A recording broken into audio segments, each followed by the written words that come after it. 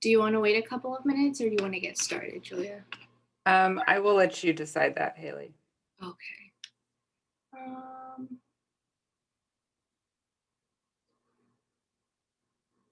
we can go ahead and get started and I'll keep an eye on to see if the other attendee shows up. Okay. Alrighty, thank you for attending today's webinar. My name is Haley Delgado. I will be your moderator for today's webinar. Just a few logistics before we get into our actual presentation. Please remember to mute your lines.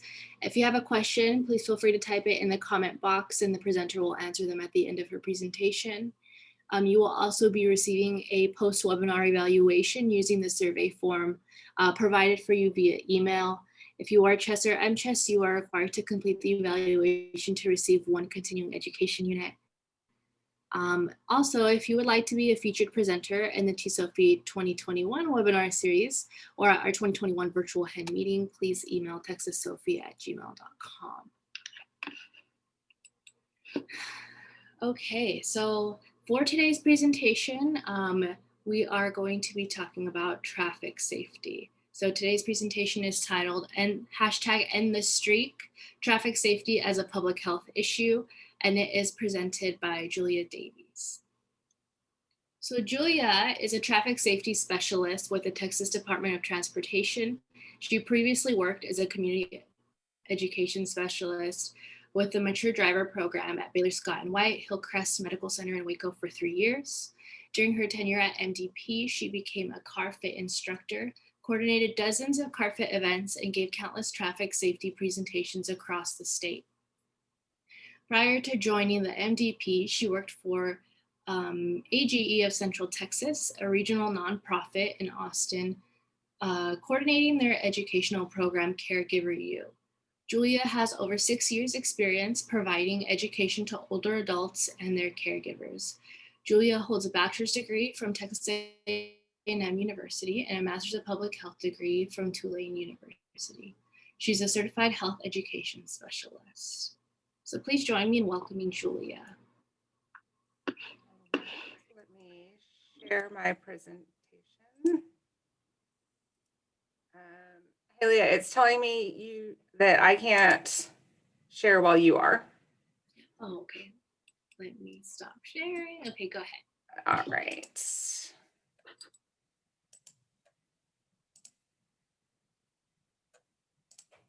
Okay, and is my screen sharing now?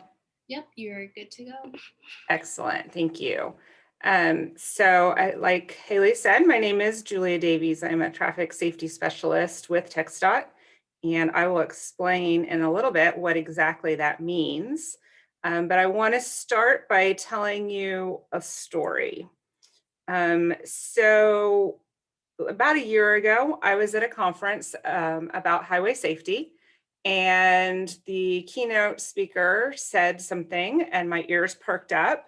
And he said, "Traffic safety is a public health issue." And I said, "Oh, I'm in public health." And I turned to one of my colleagues who's also involved in public health, and I said, "Does public health know that?" Now, the reason I say that is because I loved my master's program, but I don't know that I ever actually heard the words injury prevention or traffic safety. We talked a lot about disease prevention, physical activity, and things of that nature, but very little about injury prevention. And that's not a bash on my program. That is just the way it was. And so the more I've gotten into different practices of public health, I realized that traffic safety is what I like to call low-hanging fruit. It's something that all of us can incorporate in what we do and really make a huge impact. So that is what motivated me and motivates me every day to work in traffic safety and to bring this message. And so my hope is that at the end of this presentation, you will feel the same way about traffic safety. You'll understand it as a public health issue and either incorporate some practices into your everyday life or incorporate it into your public health practice and really have a big impact. So with that, let's get started. Um, the things I want to talk about are, again, why traffic safety is a public health issue. Traffic safety is a cause of death. We're all working from home, so I definitely want to talk about how COVID-19 and our current situation with so many people working from home has made an impact on motor vehicle fatalities. Then we want to talk about some things to know about traffic deaths, some of the risk factors, and some of those things that we can do to make an impact in our communities. So let's start big. Let's start on the global level. If we look globally, according to the WHO, the World Health Organization, and their recent report on road safety status, every year there are 1.35 million deaths due to road safety issues. As you know, with public health, each organization measures things a little bit differently. So the global numbers and the national numbers don't always perfectly align. The definitions don't perfectly align, but we're used to that. So this equates to about 3,700 people around the world a day that are dying in road traffic safety issues. This also is the 8th leading cause of death for people of all ages. And when we look even smaller, to the smaller individuals, it's the #1 cause of death for children and young adults, 5 to 29 years of age. And so again, that's globally.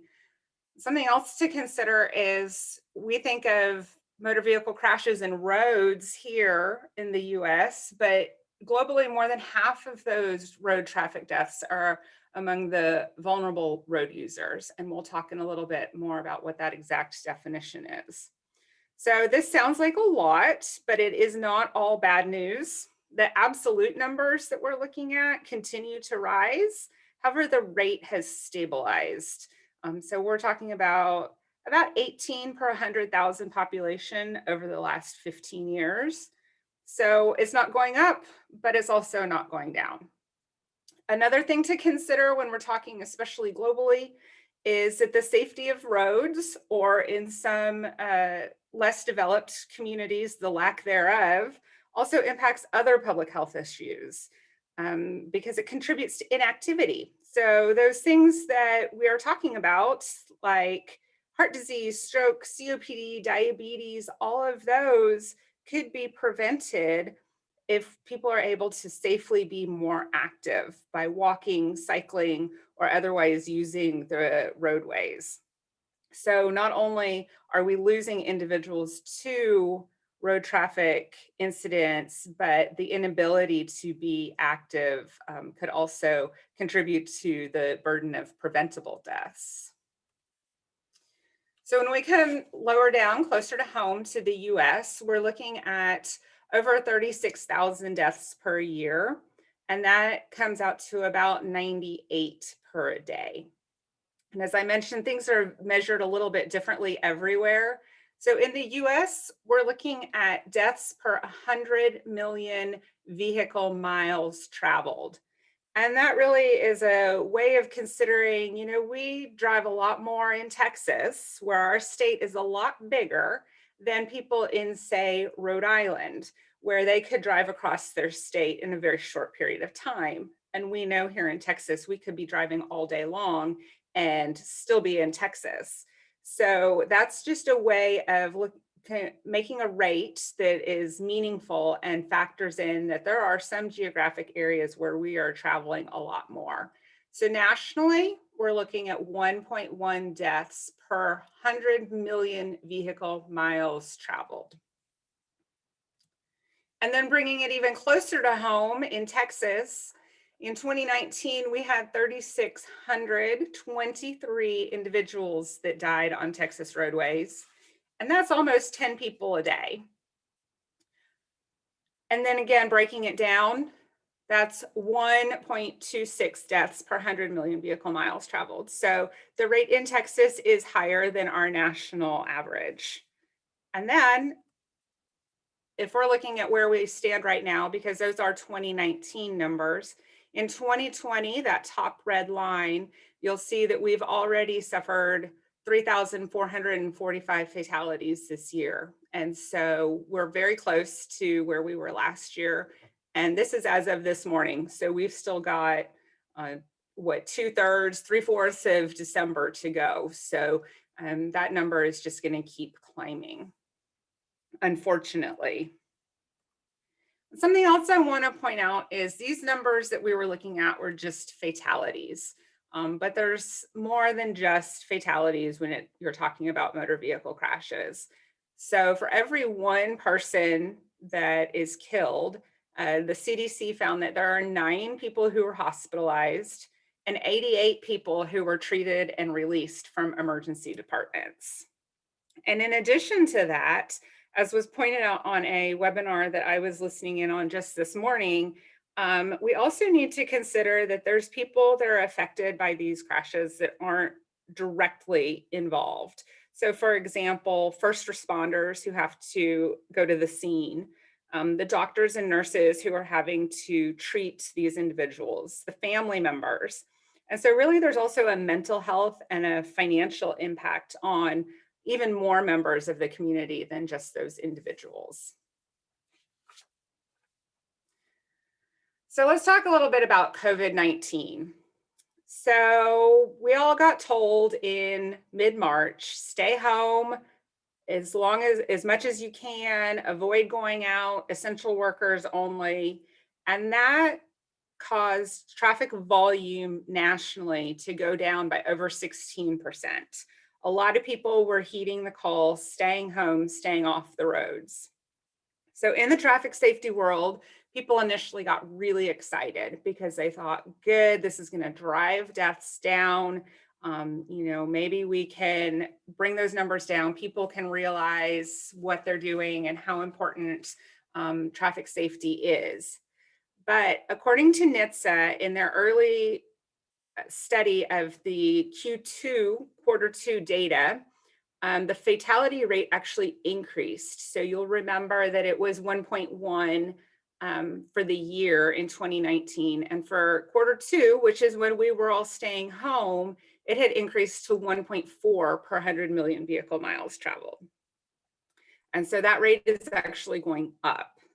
So why is obviously the question. And it looks like it's an increase in risky behavior. And that means things like decreased seatbelt usage, people traveling at higher speeds, and more drug and alcohol use. So actually, anecdotally, I heard from the colonel for the Minnesota State Patrol in a webinar a couple weeks ago, and he shared that the number of citations the Minnesota State Patrol has written year to date for speeds in excess of 100 miles an hour is double. Yet overall, their citations are down. And so that just gives gives credence to this thought that people are traveling at higher speeds.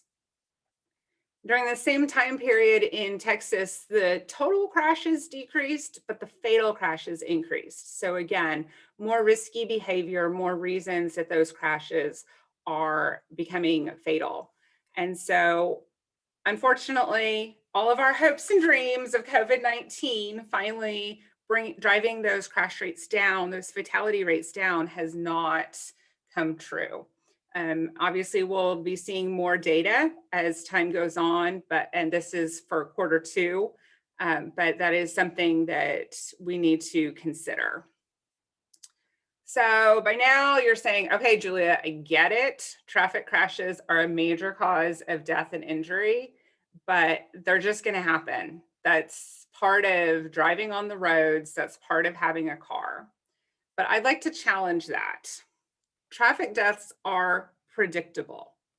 There's risky behavior involved, and we'll talk about some of those behaviors that we specifically look at in traffic safety. And there's environmental factors. Sometimes it's the roads, sometimes it's the weather, but there are other factors. We can predict when a crash is more likely to occur. Crashes are also preventable. So there's risky behavior involved. If we change that behavior, those crashes are less likely to happen. And if we enforce and enact policies to limit those risky behaviors and make them punishable, then again, we're going to change that behavior and decrease the likelihood that these crashes are going to happen.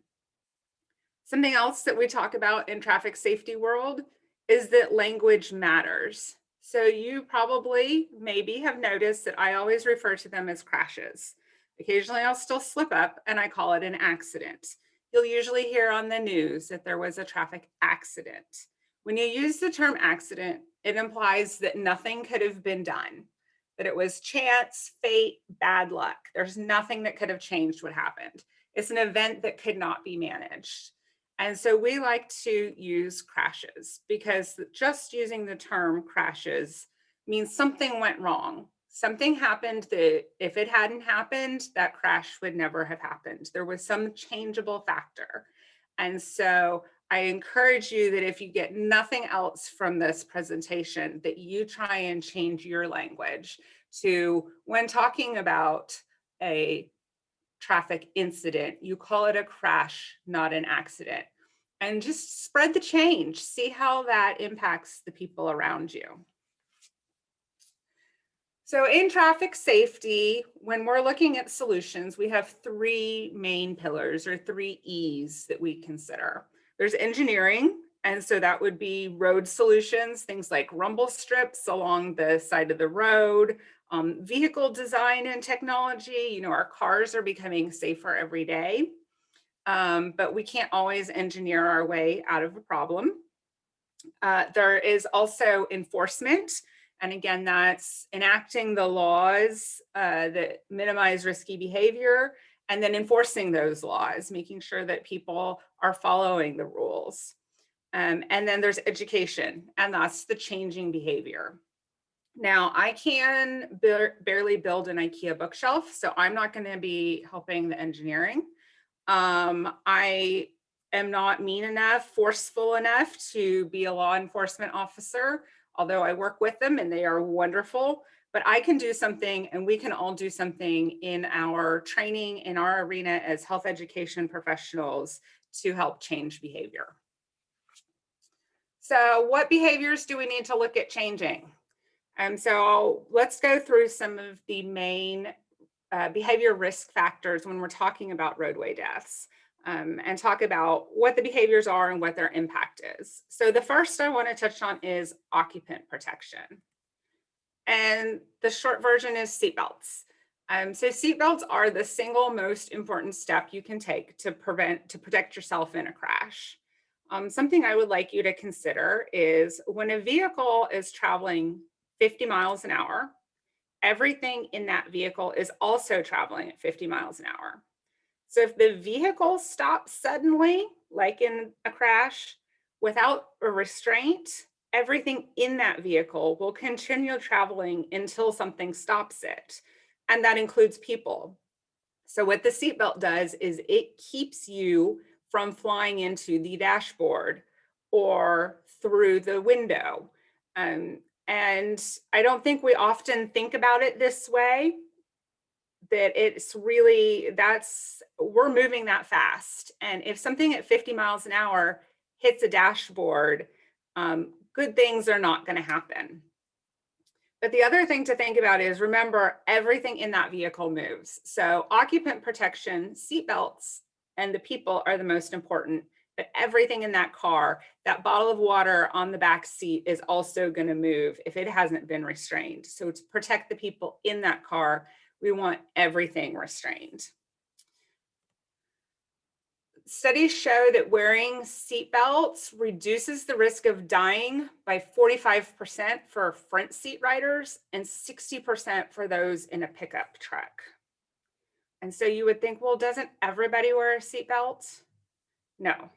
In Texas in 2019, so last year, over 42% of all the people killed in crashes were unrestrained. And this is where we know whether the person was restrained or not. There are some that we don't know, but where it was known and applicable, over 42% of the people killed were not wearing seatbelts. Occupant protection also means car seats. In Texas, children younger than 8, unless they're taller than 4 foot 9 inches, must be secured in a child safety seat whenever they ride in a vehicle. So we've heard a lot about, car seats, and you would think that everybody puts their kids in car seats. We hear that you have to have a car seat to take a new baby home from the hospital, but 40% of the children are riding with unbelted drivers, and they're not restraining themselves. So a parent's behavior has a big impact on the children. And you may have your kid in a car seat. Your friends and family may have their kids in car seats, but 46% of the car seats and the booster seats are misused in a way that could reduce their effectiveness. So even though they're in the seat, they may not be protected. Car seats, like many health issues, do have a racial disparity. 45% of Black and 46% of Hispanic children were not buckled up, compared with 26% of white children. So those are communities that we really need to get the seatbelt message and the car seat message out to, and the importance of keeping kiddos buckled up. The next leading risk factor that I want to talk about is speed. There are two main issues when we're talking about speed. The first is that higher speeds mean less time to react and longer braking distances. And the second is that it's simple physics.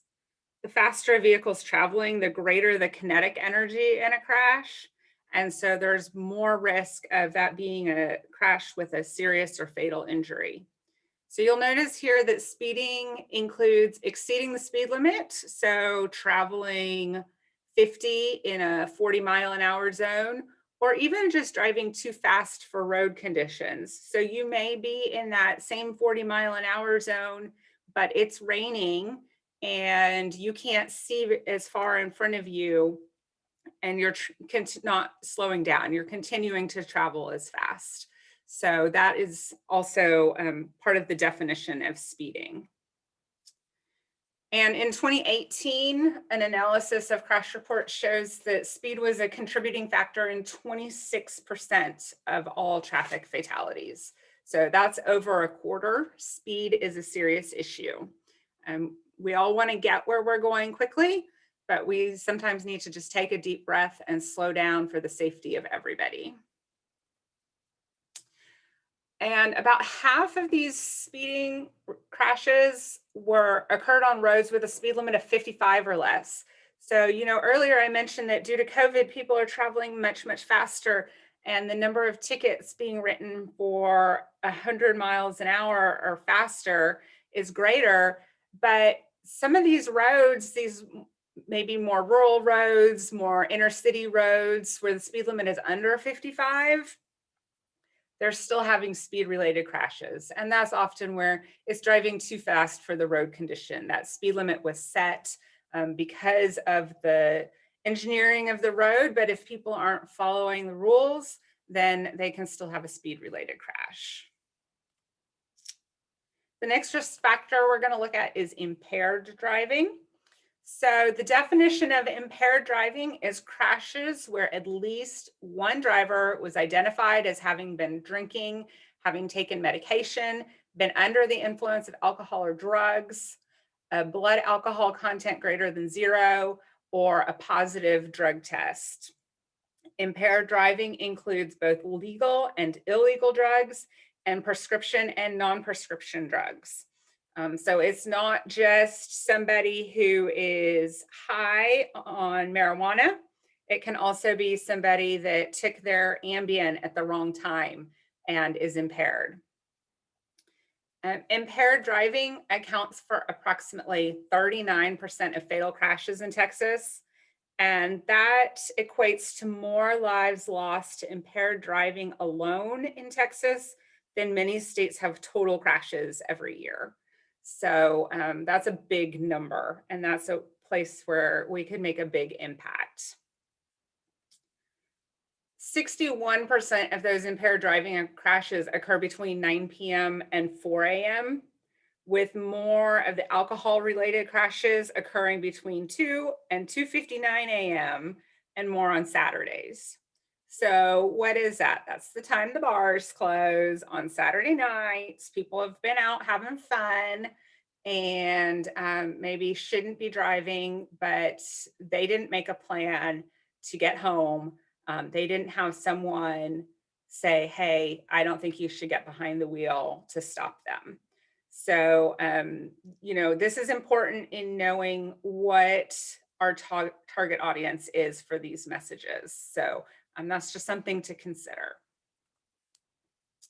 Next, I want to mention distracted driving. This is something that we hear a lot about these days. Everybody is on their phones all the time. I think even more so with COVID, especially those of us that are working from home. Now our phone is just our lifeline, and we're used to being available at all times of the day and night. But distracted driving is really anything that takes your attention away from driving. So this can include the visual, taking your eyes off the road, the manual, taking your hands off the wheel, and the cognitive, taking your mind off of driving. So some examples, obviously the cell phone, GPS, if you're going somewhere you're not familiar with, adjusting the temperature or the radio. And we get that a lot in Texas, right? Because we get in the car in the summer and it's 115, 10 outside. So inside that car, it's super hot. You turn on the air conditioner full blast. And then the next thing you know, you're shivering because it did such a good job and you're going to adjust the temperature. Even eating and drinking, which is something we all do. I will admit to drinking my coffee on the way to work when I was still going into an office. It could be kids or pets in the car with you. It could be grooming, getting that making sure you've got lipstick on as you're heading into the office. And then it could be things as extreme as reading, watching movies. We've heard all kinds of things. And with that cognitive, even just daydreaming, if you're on a long road trip and your mind wanders, that is distracted driving. So 17.4% of our reportable crashes here in Texas in 2019 involved distracted driving. One thing that we know is that this number is probably very underreported, that distracted driving is often hard to prove. And so the real number is probably much higher. But based on crash reports, the data show that at least 17.4% of the reportable crashes involve distracted driving. And something else that's really interesting about distracted driving is that 1 in 5 people killed in distracted driving crashes weren't even in a vehicle. So what does that mean? That probably means someone was driving along, not paying attention, and may have hit someone on a bike or a pedestrian because they just couldn't make the correction. And so those are those vulnerable road users. I mentioned them earlier, and I want to just tell you a little bit about who they are. So a vulnerable road user, they're most at risk, mostly because they don't have the protection of a vehicle. And so that would be pedestrians. Most often kids, they're going to and from school. They're not old enough to drive. They're playing in the yard and run out in the street. That would be disabled people, maybe a blind person down the block that they can't drive. And so they're having to walk to a bus stop or walk to work. It could be an older person that maybe either just isn't comfortable with driving anymore or for some reason can't drive safely anymore. These are the people that end up being pedestrians. And again, they don't have the protection of a vehicle. A vehicle versus a pedestrian, that pedestrian is much higher risk of a serious or fatal injury. Others can be cyclists, like bicyclists, tricyclists, any kind of pedal cyclist is anyone that's on a manual bike. I have seen people on recumbent tricycles with the big orange flag up on the back of their bicycle. Well, they're not easy to see. And then some of it is just people on a bicycle training for an event or commuting by bicycle. And also motorcycles. They hopefully are wearing helmets and keeping themselves safe, but they don't have that steel cage around them that a motor vehicle has. So they don't have that extra protection. So these are considered our highest risk areas. And hopefully by now, you're thinking of ways that you can target traffic safety issues in your own life, in your community, and in your practice, in your public health practice, regardless of what capacity you work in. Like I said, this is low hanging fruit. This is something any one of us can do to make a difference. But I want to tell you a little bit now about the efforts that are being made at the global, national, state, and local levels, and then some resources that you can use if you're intrigued and you say, yes, I want to be more involved. So the first is Vision Zero. You've probably heard this term before.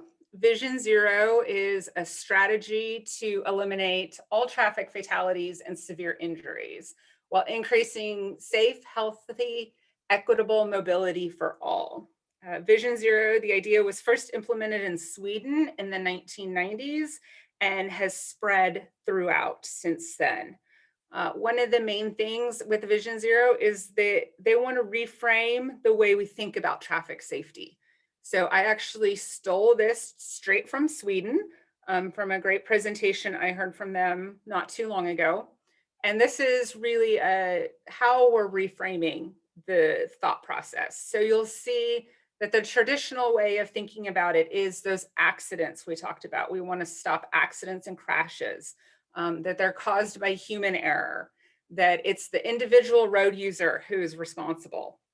People, they don't want safety, they don't want to hear about safety, and that we're trying to get to this optimum number of fatalities and serious injuries. So, that in and of itself implies that there is an optimum number. What's the optimum number?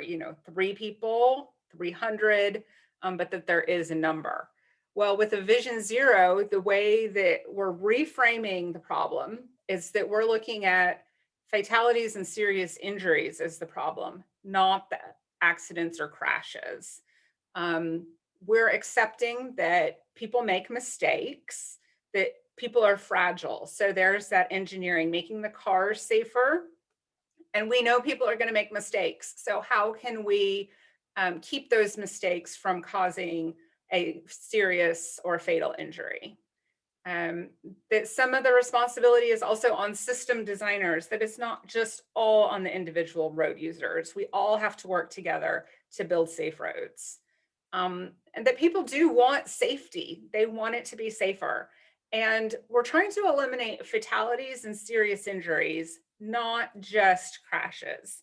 If it's a low speed crash in very safe vehicles, there could be property damage, there could be minor injuries, but that's not going to have the same impact as these fatalities and serious injuries. So that's what we're trying to stop with the Vision Zero, is those fatalities and serious injuries. Different areas have different names for their programs. So like I said, Vision Zero is kind of the original. It's one you'll hear a lot. You'll also hear the term Road to Zero, Towards Zero Deaths. There's as many names for this as there are areas that are participating, but just know that they're all based off of this idea. Here in Texas, Austin, San Antonio, Houston, Fort Worth, Dallas, Laredo, and I'm sure many others have all joined Vision Zero efforts on their municipal level. So as far as the state of Texas goes, we say end the streak TX. Hashtag, we do base it off of social media because we know that's a great way to get the word out.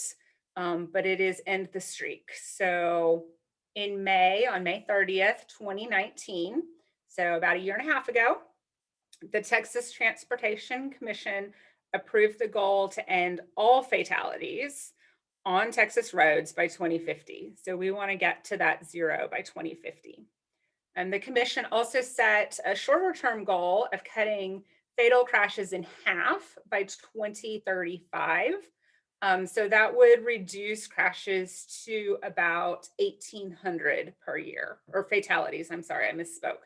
That would reduce fatalities to about 1,800 per year, which is still a huge number, but that's the goal by 2035. So why do we call it End the Streak? That is because on November 7th, 2000 is the last day that we had a deathless day on Texas roadways. So every day for over 20 years, someone has died on our Texas roadways. And we recognize that to reach these goals, these very lofty goals, that it's going to start with just a single day. So we want to end that streak of days in a row that someone is dying on Texas roads. We're going to start with one, and we're going to try and get it to about 1,800 by 2035, and we're going to get it to zero by 2050. So if you say, wow, that is really cool, what can I do to be part of that effort? I would encourage you to visit the TxDOT.gov website, specifically the End the Streak TX page. I know you can't read what is actually on the page, but this is what it looks like. The website is up there at the top, or you can just type in TxDOT End the Streak TX and it'll bring you to this page. There are a ton of resources on this page that are out there and available for anyone to access.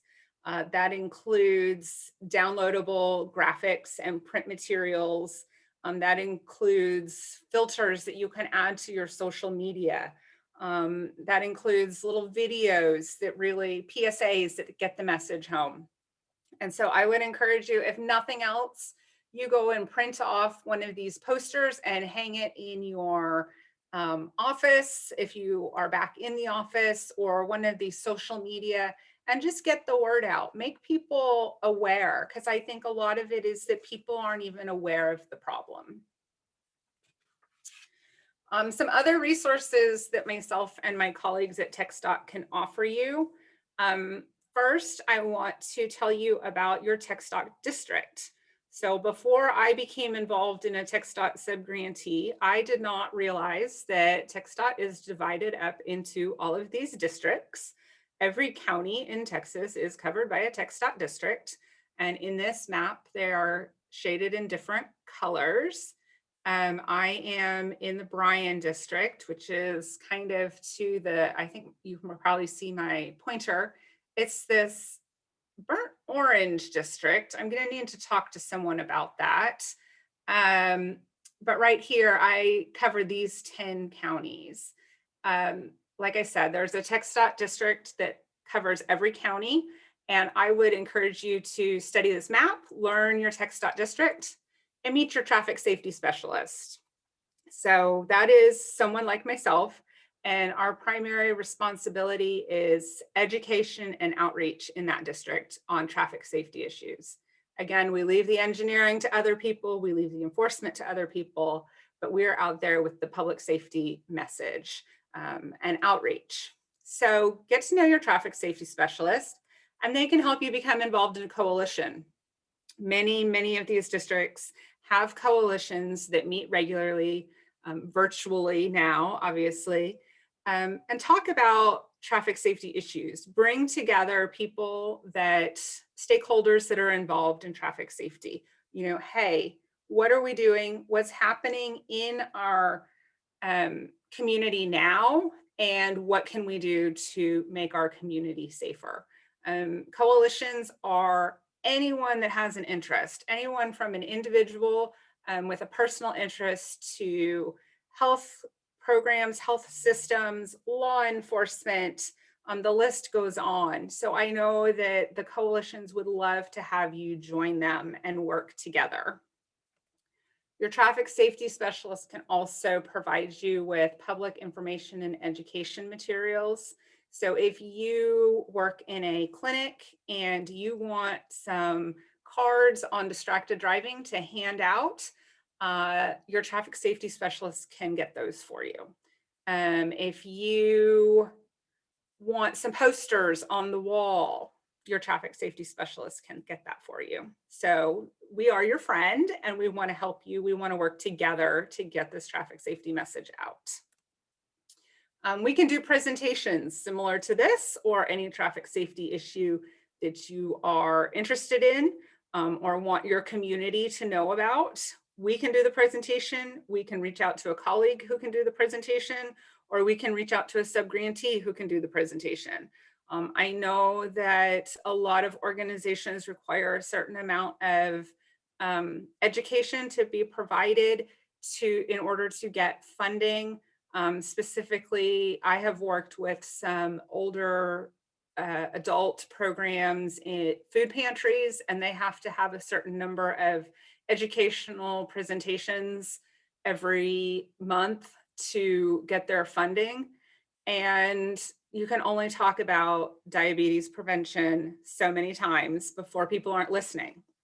So I would encourage traffic safety as something different, something that maybe they haven't heard 100 times and gets people interested.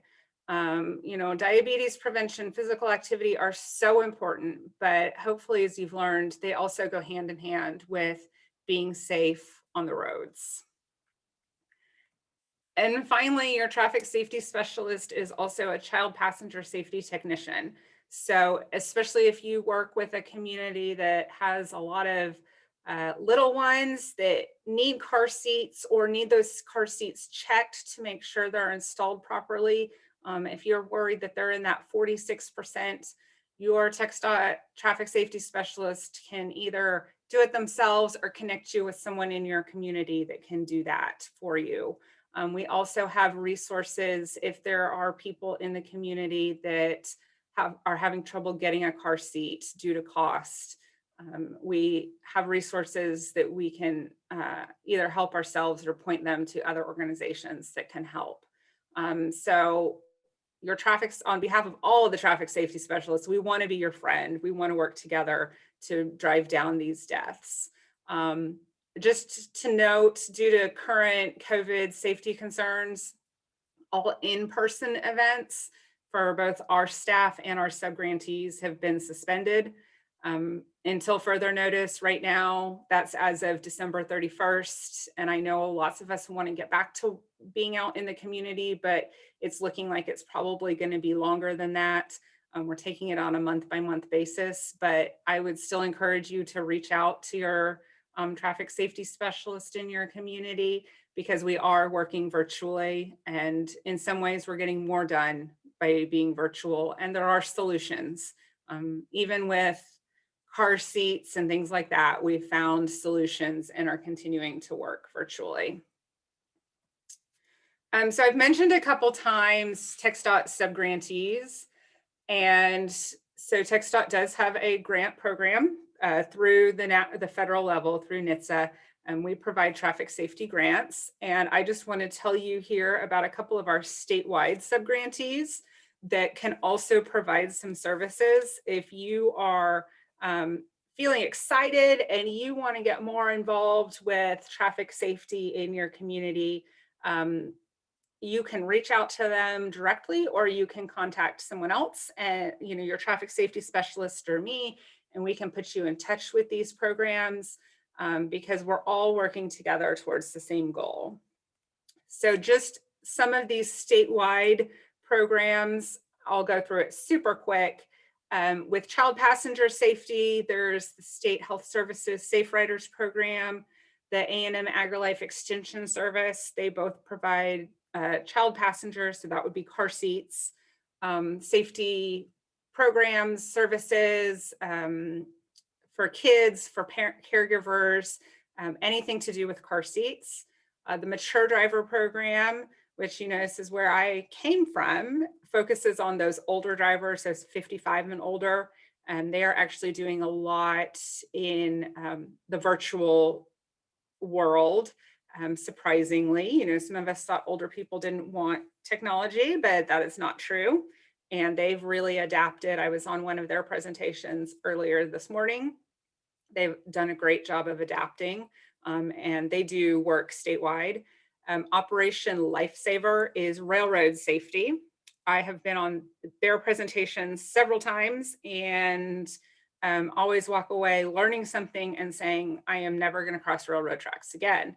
Obviously, that is not a solution, but they do fabulous presentations, often from retired railroad employees who volunteer for the program. And so if you have a lot of train traffic in your area, they are a great group to have out and give presentations.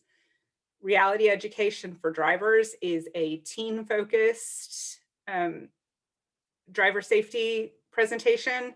They do a hospital-based program, obviously also currently in the virtual world, but they really target those teen drivers and teaching them about the consequences of unsafe driving. The Texas A&M Engineering Extension Service offers a lot of education opportunities for first responders, EMS. So they're a great one to reach out to. The Texas Municipal Police Association, specifically through their law enforcement liaisons, they do a lot of community-based presentations on distracted driving, speed, all of those risk factors we talked about today. Another one really adapted well to the virtual world, the virtual arena. So they would love to give presentations. You in the Driver's Seat is a peer-to-peer college age traffic safety group. So if you are in a college setting and interested in getting more involved, they're a great one to reach out to. And then lastly, Watch Your Back, BAC, blood alcohol concentration. They are focused on impaired driving and have lots of really great interactive presentations. So I really want everybody to be involved. Hopefully you can see that this has become a passion project for me. And so I want to make sure that everybody's aware of the resources that are out there and ways that they can get involved without even having to work too hard. Because a lot of these, if you have a program that you work for and say, hey, we want to have traffic safety, you can call the organization that's the best fit for you. You can call your traffic safety specialist. And a lot of times, if you can provide the space and the people, they can get everything else to you. I know that's how it was when I was at Mature Driver Program. I know that's how most of these programs work. All you got to do is give us a place and some people, and we will bring the traffic safety message. So if you're looking at this list of subgrantees and you're listening to what I'm saying and you're saying, hey, we already do some traffic safety. We'd love to expand what we do, but we just can't afford to. Grants are available. So all of those programs that were on that list we just looked at are grant funded through TxDOT, at least partially, and we are actually in the RFP proposal period. So this is a great time to be able to give this presentation. I know some people will probably be watching the presentation later. So typically early November through early January is TxDOT's RFP period. The proposals are awarded, or the grants are awarded on an annual federal fiscal calendar basis. So that means that the proposals we're accepting right now will take effect October 1st, 2021 and run through September 30th, 2022. Those FY22 grants are due hard deadline January 6th, 2021 at 5 p.m. So if you are interested for this year, jump on it and I'll show you where to get that information. And if you think I can't get it together for this year, maybe next year, or if you are watching the recorded version and have missed that FY22 deadline, it's going to come back next year. So you will visit the TxDOT eGrants webpage. The address is at the top here. And you will click on that eGrants help, which is on the homepage there. And when you click on eGrants help, you're going to get a gray window that looks like this. And you click on requests for proposals. And that's going to take you straight to all the information you need. We cannot, because it is a competitive process, we can't talk to you too much about it at this point, but if you are interested, feel free to contact me or your traffic safety specialist for more information and guidance in where to get that information. We would love to support more organizations that are providing traffic safety in their community. So just to wrap up today, before I open it up for questions, I want to show this video. I first saw this probably about 1.5 years ago, and it goes through that time period. So it's already, you'll see it's already a little outdated. But this is one of the more impactful videos I have seen, I have experienced that really drive home this traffic safety issue. This, we're losing people every single day to this preventable, predictable occurrence, and that it's going to take every one of us to make a change in our personal lives, in our professional lives, to really combat this. So this is not quite a minute long, so just indulge me, and I hope this speaks to you the way it spoke to me. Or not. There we go.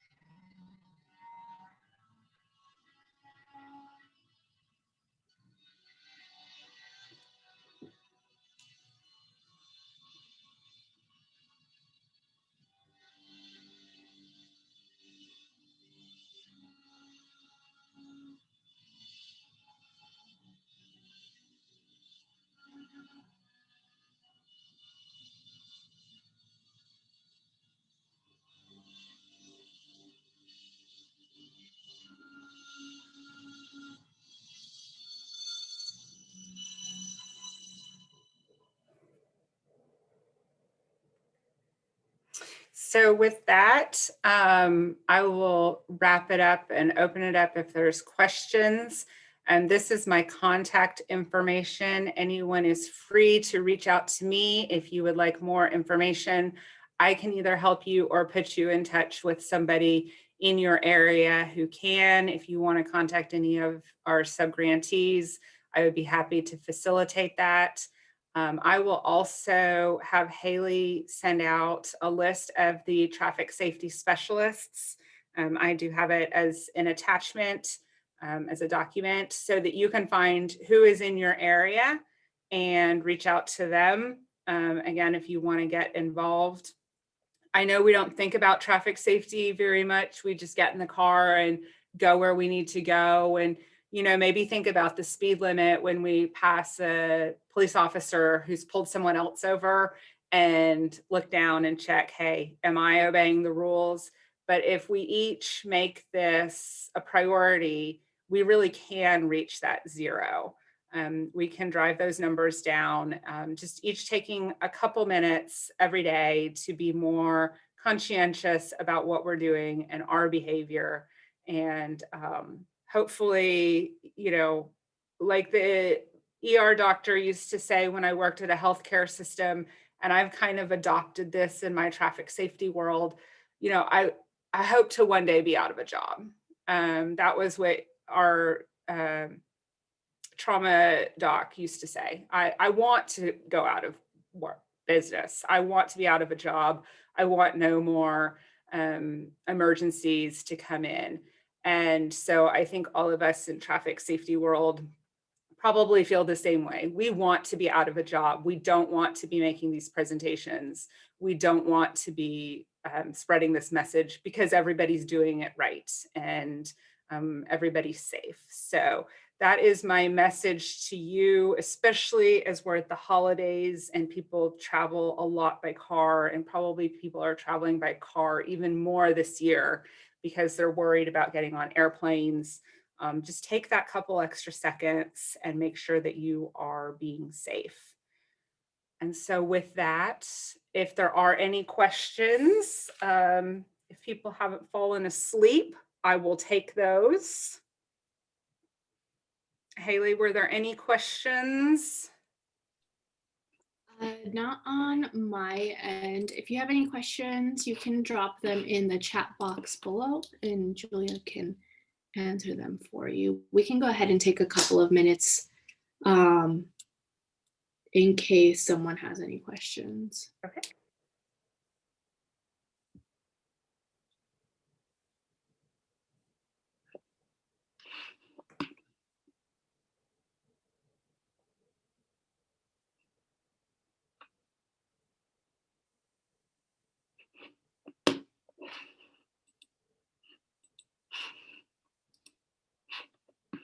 No questions. Okay. With that, let me go ahead and share my screen. Okay. Thank you so much, Julia.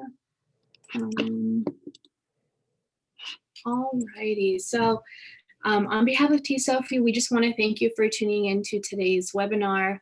As mentioned previously, you should be receiving a evaluation link via email along with the resources that Julia has provided for this presentation. If you have any questions, please feel free to reach out to Julia via the contact information she posted, or to tsophi@texassophie@gmail.com. Thank you so much. Have a great day and stay safe. Thank you, Julia. Thank you.